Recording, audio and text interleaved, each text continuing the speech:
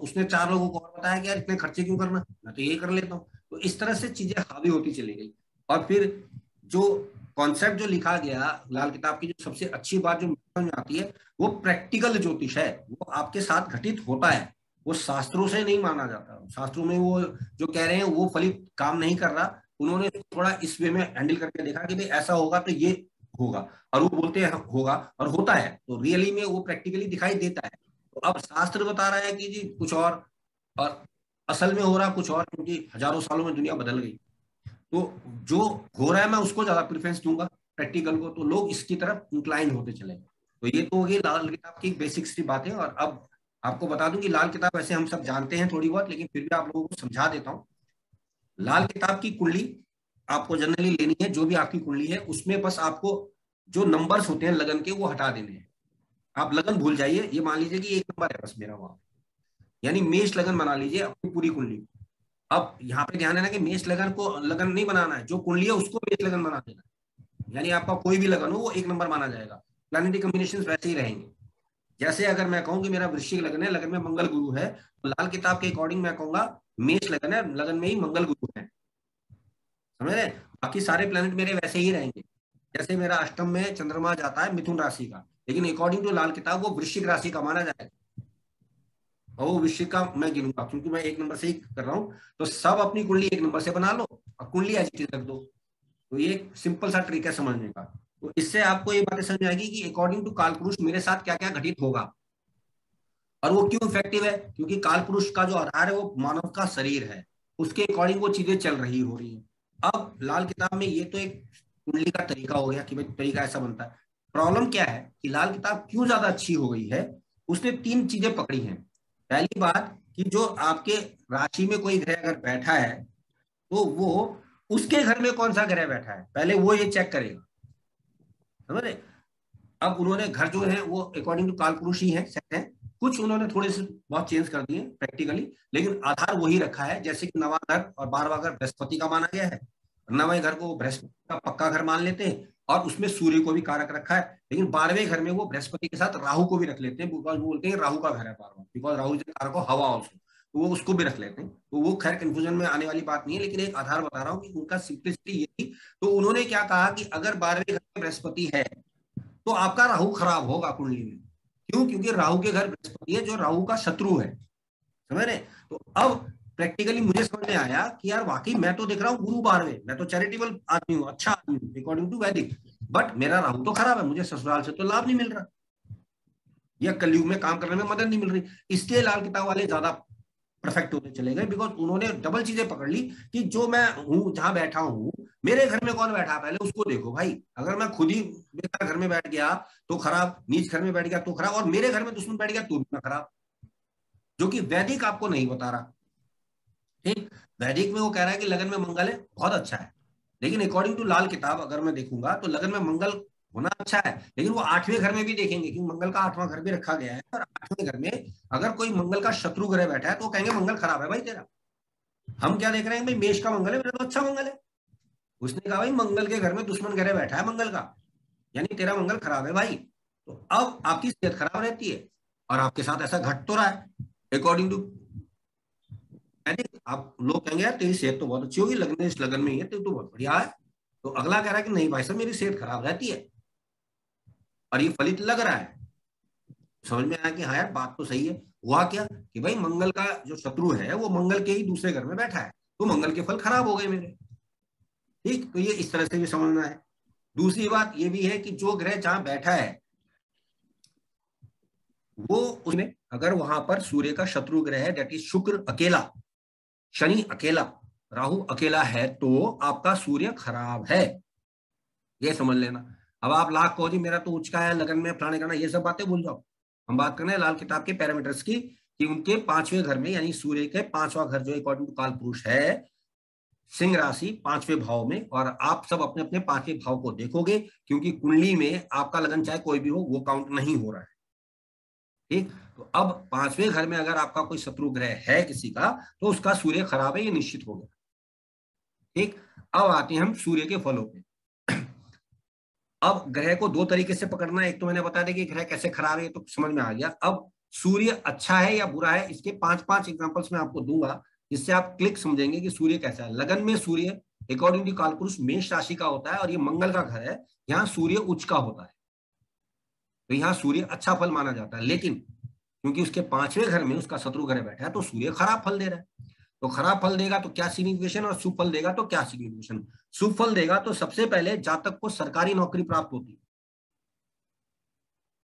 यानी गवर्नमेंट नौकर होता है आदमी। और इसकी एक और क्वालिटी होती है जो मैंने अपने एक्सपीरियंस से देखी है, ये आंखों देखी बात पे यकीन करेगा, सुनी सुनाई बातों पे ये व्यक्ति कभी यकीन नहीं करेगा। ये इसके पॉजिटिव सिग्निफिकेशन दे रहा हूं मैं सूर्य के। सूर्य इन लगना अकॉर्डिंग टू लाल किताब अगर लगन में है तो सबसे पहले सरकारी नौकरी देगा।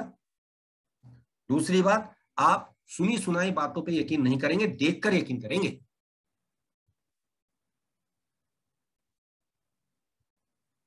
ऐसा व्यक्ति अपनी संतान के लिए धन अवश्य देके जाता है, यानी धन छोड़ के जाता है।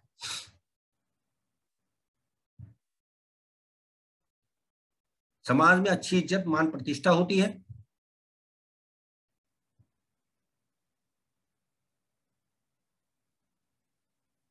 और ये लोग टिक कर काम करना पसंद नहीं करते हैं, ध्यान रखिएगा, बिकॉज सूर्य हमेशा घूमता रहता है आकाश में, तो लगन में सूर्य आदमी टिक कर काम नहीं करता है।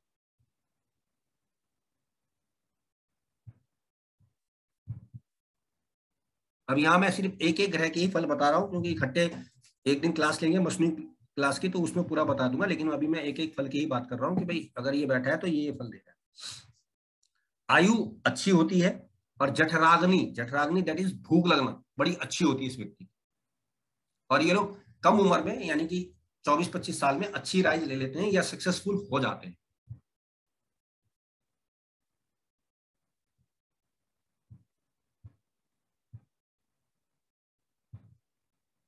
फल बहुत से होंगे, लेकिन मैं सिंपल 5-5 आपको अच्छे से बता रहा हूं जो आप एक नजर में देख के समझ सकते हैं।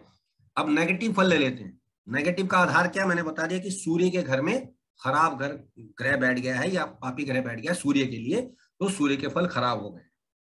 तो अब खराब होने से क्या होगा, पहला रीजन तो ये बनेगा, जातक बेहद गुस्सेबाज होगा। लगन में सूर्य आग लगा देगा आदमी के अंदर, क्योंकि मंगल के घर में सूर्य, बेहद गुस्सेबाज होगा।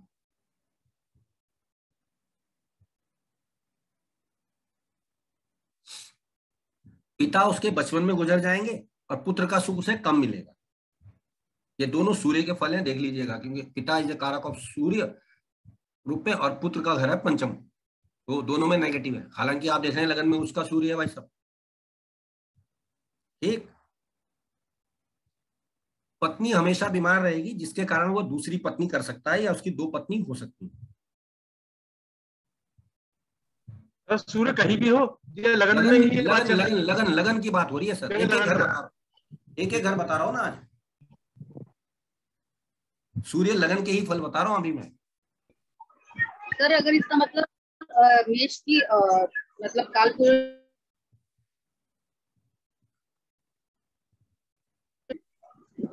आवाज में आपकी तकलीफ है, फिर से वही बात हो रही है, दिशा जी बदलवाओ। सर काल पुरुष की कुंडली में अब अगर मान लो शनि बैठा है या कोई ऐसा मैलेफिक प्लैनेट बैठा है, तभी ये प्रॉब्लम आएगी, तभी हम सूर्य को नीच देंगे।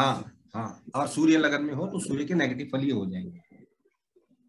तो सूर्य लगन में तो मतलब मंगल की राशि है, तो वहाँ तो उच्च का हो रहा है, क्योंकि थोड़ी मतलब फिर वही बात कर देते हो, स्टार्टिंग का समझ नहीं आया। 8 और 16 दुनिया 8, अभी समझाया ना कि उसके घर में अगर खराब है तो वो खराब ही हो जाएगा।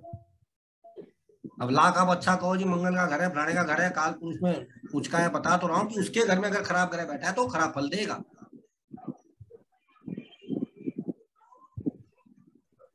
तीसरी बात, ऐसे जातक के बाल थोड़े कम होंगे। 2 फल तो मैंने बता दिए कि पहली बात गुस्सा बहुत होगा, पिता और पुत्र का सुख कम होगा, विवाह में दिक्कतें होंगी, या वो पत्नी रख सकता है। एक, सिर के बाल थोड़े से कम होंगे, और पढ़ाई अधूरी रह जाती है ऐसा, या ज्यादा पढ़ा लिखा नहीं होता। क्यों, फिर वही 5वां हाउस।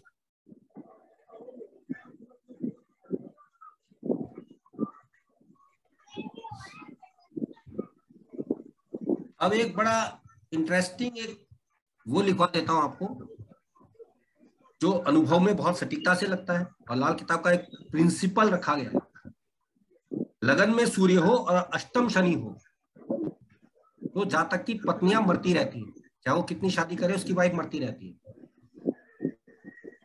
प्रकृति से रिलेटेड उपाय हैं उसमें, आपको कोई भी एक ऐसा उपाय नहीं मिलेगा जो प्रकृति से हटकर हो।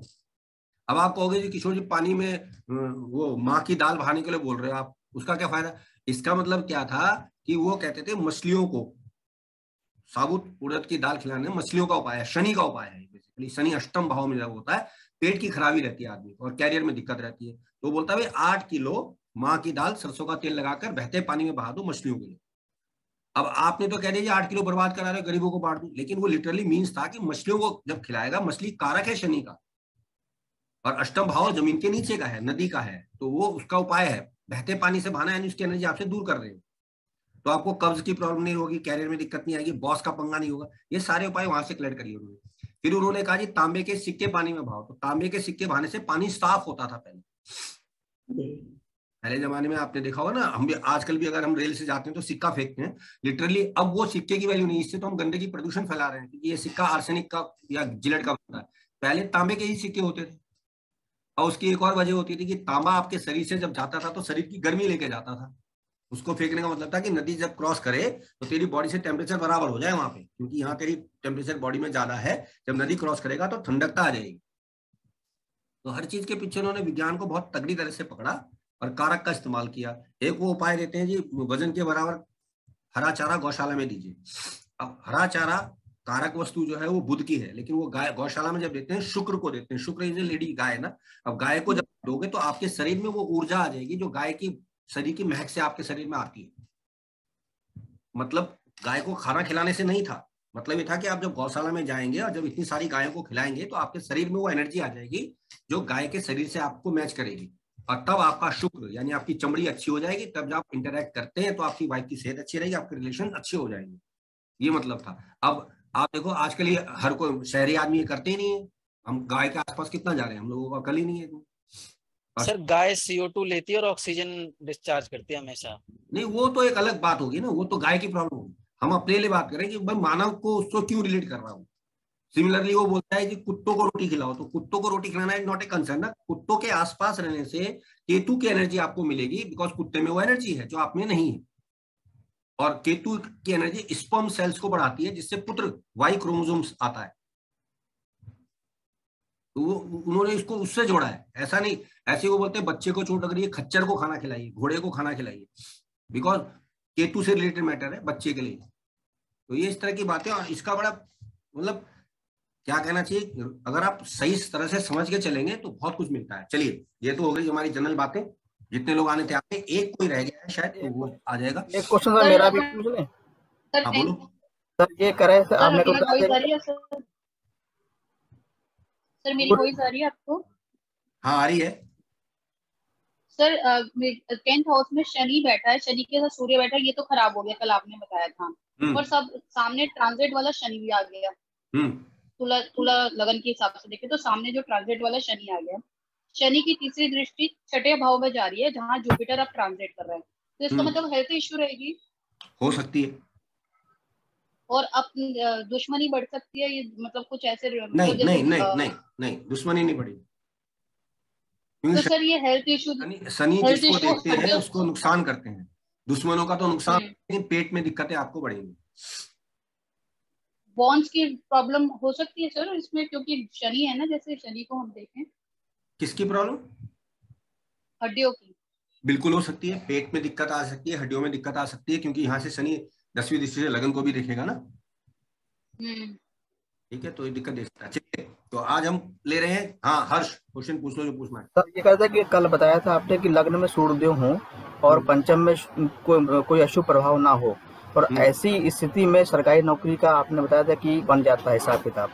अब अगर कोई व्यक्ति आता है और कहता है मैंने नौकरी के लिए एग्जाम दिया है या इंटरव्यू दिया है और उसकी दशा में भी सूर्यदेव चल रहे हैं, तो क्या कह सकते हैं उसका सिलेक्शन हो जाएगा? 100% बिल्कुल हो। अगर अशुभ प्रभाव है या दृष्टि पड़ रही है शुभ ग्रह की, तो कह सकते हैं संभावना कम है। तो थोड़ा संभावना कम होगी, उपाय करना पड़ेगा फिर। अब उपाय के मतलब क्या है कि हम सूर्य की एनर्जी को ठीक करेंगे, जैसे पिता के पैर छू, बॉस की इज्जत कर, सूर्य को जल चढ़ा, जस्ट लाइक दैट। अच्छा, यहाँ पे एक तर्क आ जाता है कि उठता है कि प्रश्न की भाई जो व्यक्ति की प्रॉमिस कुंडली में नहीं है तो उसका तो उपाय हो नहीं सकता, लेकिन अगर है तो उपाय क्या? पिता के पैर छूने का मतलब क्या था कि आपको डाउन टू अर्थ लाना, बिकॉज आप में ईगो बहुत है, आप नीचे नहीं झुकना चाहते। तो पिता के पैर जब छूओगे आप, पिता इज कारक ऑफ सन, तो वो आपको आशीर्वाद देगा, तो आप झुकना सीख गए बेसिकली। मतलब ये नहीं था कि बाप का आशीर्वाद, मतलब ये था कि आप झुकना सीख गए। एक सूर्य को जल चढ़ाने का पीछे यही कारण है कि इम्यूनिटी आपकी स्ट्रांग हो जाएगी, कॉन्फिडेंस बढ़ जाएगा। अब आप बिल्कुल बेबाकी से जवाब देंगे सामने वाले का प्रश्न का, इंटरव्यू का। ये ऐसा नहीं कि सूर्य को कृपा बरसा देगा आप पे, क्योंकि वो कुंडली में प्रॉमिस है तभी तो कर रहे हो, ये चक्कर। वरना ऐसा होता तो जो अपने पिता के पैर छू रहा उसको जिंदगी में कोई प्रॉब्लम ही ना आए फिर। तो सर अगर पंचम भाव में कोई मतलब अशुभ प्रभाव पंचम में नहीं है मान लिया, लेकिन अगर सूर्य देव पर ही प्रभाव पड़ रहा है अशुभ प्रभाव कोई, तो भी समस्या उत्पन्न हो जाएगी। हाँ बिल्कुल आएगी। मैंने कहा ना कि लाल किताब में 3 तरीके हैं समझने के। दृष्टि तो देखो अलग प्रकार की होती है, उसमें तो 8 का कॉम्बिनेशन है, 7वीं दृष्टि की वैल्यू तो नहीं रखी गई है उसमें। सबसे पहले वो जिस घर का मालिक है उसमें उसके शत्रु ग्रह ना बैठे हों। दूसरी बात, वो जहां बैठा है उसके साथ कोई पाप ग्रह ना हो।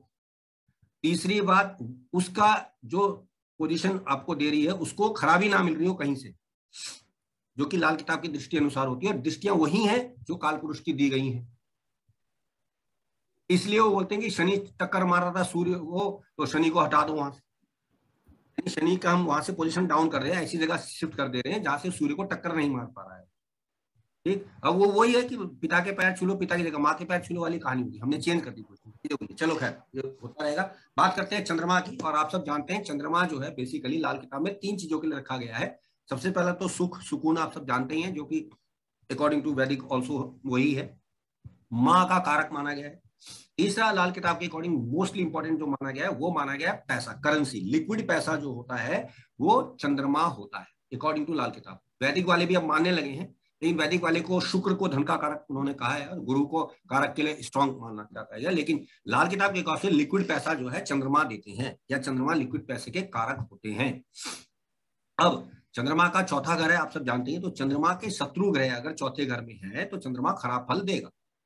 शत्रु ग्रह आप सब जानते ही हैं, इसलिए वो उनको हम नहीं डीप में ले जा रहे। मोस्टली केसेस में चंद्रमा के कुछ ग्रह जो खराब माने गए हैं, उसमें राहु ऑफकोर्स है ही है, शनि ऑफकोर्स एक है ही है, और एक और ग्रह है शुक्र। ठीक, ये भी खराब माना गया चौथे घर में, क्योंकि चंद्रमा के घर में अकॉर्डिंग टू लाल किताब। तो अब बात कर रहे हैं लगन में अगर चंद्रमा बैठा है तो सबसे पहले 3 क्वालिटीज दे देगा, आप सब भी आइडेंटिफाई कीजिएगा। एक तो आदमी का शरीर गोल मटोल होगा, हाइट छोटी होगी, और उसके अंदर एक अजीब सा आकर्षण होगा जो सामने वाले को बांध लेगा। जैसे हमने कहा है कि चंद्रमा वशीकरण के कारक होते हैं, ठीक, उसकी बातें, उसका मैनरिज्म इतना अच्छा होगा कि सामने वाले को अट्रैक्ट कर देगा। माँ का लाडला होता है सब, हालांकि लाडला 2nd हाउस में भी माना गया, लेकिन माँ का बहुत प्रिय होता है या माँ की जिम्मेदारी उठा रहा होता है लगन में जब चंद्रमा हो अकॉर्डिंग टू लाल किताब। इसके अलावा एक बात और माना गया है कि ये माता का परम सेवक होता है, यानी माँ की बड़ी सेवा करता है या माता की आज्ञा का पालन करता है, और ऐसे जातकों को कभी भी पैसे की प्रॉब्लम नहीं होती। तो लगन में चंद्रमा कभी भी किसी भी आदमी को पैसे की दिक्कत नहीं देते। तो जैसा मैंने बताया, लगन में चंद्रमा आदमी गोल मटोल होगा, खुश मिजाज होगा, वशीकरण की क्षमता रखता होगा। अब वशीकरण का मतलब नॉर्मल वे में, ऐसा नहीं कि किसी को भी वशीकरण कर दे, ठीक है, ये बात ध्यान रखना। गोल मटोल होता है, प्यारा होता है, चुलबुला होता है, एक खूबसूरत होता है, और अगर स्त्री है तो जबरदस्त खूबसूरत होगी, आप सब जानते ही हैं। माँ का परम सेवक, ये पॉजिटिव की बात हो रही है। विद्वान, बुद्धिमान, इंटेलेक्चुअल, साथ ही साथ आयु बहुत अच्छी होती है इस व्यक्ति की लगन में चंद्रमा वाले की, और यात्रा बहुत करता है, बिकॉज आप सब जानते हैं कि चंद्रमा इज ए कारक ऑफ यात्रा ऑल्सो। ठीक है, तो सूर्य चंद्र दोनों अगर लगन में हो तो आदमी बहुत यात्रा करता है। और इन लोगों की विशेषता होती है कि लगन में जब चंद्रमा होता है तो आदमी खड़ा खड़ा हिलता रहता है, बात भी करेगा तो हिल हिल के हाव भाव मटका के बात करेगा। एक इसके अलावा एक और लड़कों की पहचान बताता हूं कि कुछ लड़के आपको मिलेंगे जो बाइक की चाबी को घुमाते रहते हैं बात करते करते, वो भी लगन में चंद्रमा वाले हो। मतलब अस्थिर बुद्धि है ना, माइंड बड़ा तेजी से काम कर रहा है चंद्रमा, वो हर 2 दिन में यात्रा चाहता है, हर 2 दिन में एक नया विचार उसके माइंड में आ जाता है। ठीक, और यही लगभग मिलते हुए फल वैदिक में भी कहे गए। तो लेकिन खैर हम इससे बात करें, एक बात बड़ी अच्छी देखने में आती है इन लोगों की कि ये लोग जो है पेशेंस बड़े तगड़े होते हैं इन लोगों में, यानी बर्दाश्त करने की हद बहुत होती है ऐसे आदमी की अगर लगन में चंद्रमा है। एक और बात जो देखने में आती है कि अगर ये माँ का आशीर्वाद लेते रहते हैं तो इनकी बहुत तरक्की देखी गई है। बेस्ट एग्जांपल आप सब समझ सकते हैं, श्री कृष्ण और श्री रामचंद्र जी हमारे यही हैं, और माता को कितना प्रिय था कि आप देखो कि एक को 3 माँ मिली, एक को 2 माँ मिली।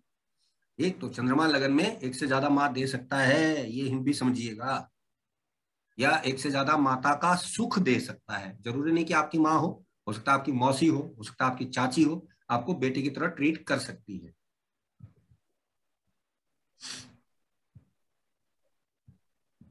और ऐसा व्यक्ति की बचपन की पढ़ाई यानी 10th लेवल तक की पढ़ाई अच्छी होती है, बिकॉज चंद्रमा को लाल किताब में प्राइमरी एजुकेशन का कारक माना गया है। अब वैदिक वाले भी मानने लग गए हैं।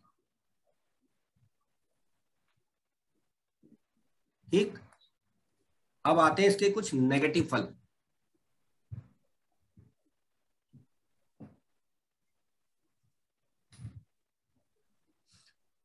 किसी भी कीमत में 28 साल से पहले शादी नहीं करनी चाहिए इस आदमी को। अगर ये शादी कर लेता है तो कुटुंब परिवार में नुकसान के योग बनते हैं और पुत्र संतान नहीं हो पाती ऐसे।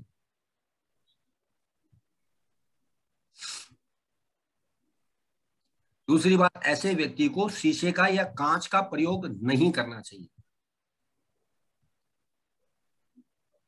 एक और अहम बात एज एस्ट्रोलॉजर हम लोगों को पता होना चाहिए कि चंद्र की कारक वस्तुएं जो भी होती है, दूध, चावल, चांदी, मोती, इनका काम अगर ये व्यक्ति करेगा तो बर्बाद हो जाएगा। तो ऐसे व्यक्ति को ये काम करने नहीं चाहिए, मतलब बिजनेस पर्पस की बात बता रहा हूं कि ऐसे व्यक्ति को ये काम नहीं करने चाहिए। सर दूध का भी सर? हाँ, चांदी, चावल, दूध, मोती। सर दही भी आ जाएगा इसमें? क्या चीज? दही, हाँ वही जो सफेद चीज है, पनीर और पानी का भी। दही को तो वो चंद्र वो शुक्र मानते हैं लाल किताब के अकॉर्डिंग, लेकिन शुक्र मानते हैं, वस्तु है तो इसलिए हम मना ही करेंगे। लिक्विड कुछ भी समझ लो आप, लिक्विड का काम ना करें, खासतौर से व्हाइट लिक्विड का काम ना करें तो अच्छा है। और पानी भी आ जाएगा ना इसमें से? नेगेटिव बातें 2-3 देखने में आई हैं। पहली एक बात नजर जो आती है, ऐसे व्यक्ति को शराब पीने की बड़ी आदत हो जाती है, क्योंकि लगन में चंद्रमा तरलता का कारक है, मंगल का घर है, तो मंगल चंद्रमा मिलकर गुनगुना water, that is liquid drink, तो ऐसे व्यक्ति को शराब पीने की आदत देखी गई है कलयुग में।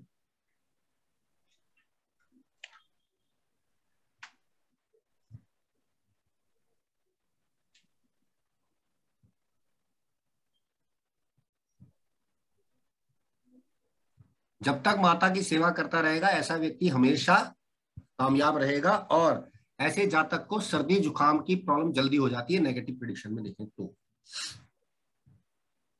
जब तक माता की सेवा करेगा तब तक वो बढ़ता चला जाएगा, उसकी तरक्की होती रहेगी। सर मंगल का घर है इसलिए ये दूध चावल आदि का व्यापार नहीं करना चाहिए। नहीं, यहाँ पर मैंने कहा ना, ये चौथे घर का चंद्रमा जो है जब लगन में आएगा तो अपने से दशम है, तो वो बोलता है कि लिक्विड चीजों का व्यापार अगर आप करते हो तो नुकसान है, फ्री में दे दो कोई दिक्कत नहीं। व्यापार के लिए मना कर रहा है कि आपको बिजनेस नहीं करना है, बिकॉज चंद्रमा को चौथे घर का कारक माना गया और लाल किताब चौथे घर को समुद्र मानती है। समुद्र में से एक लोटा पानी चला जाए कोई गम नहीं, लेकिन आप उसे बेच रहे हो और आपको हमने काम दिया सुकून देने का, बिकॉज लगन में चंद्रमा 4th हाउस के हिसाब से सुकून देने आप धरती पे आए हैं, तो आप उसका पैसा कैसे ले रहे हो? आप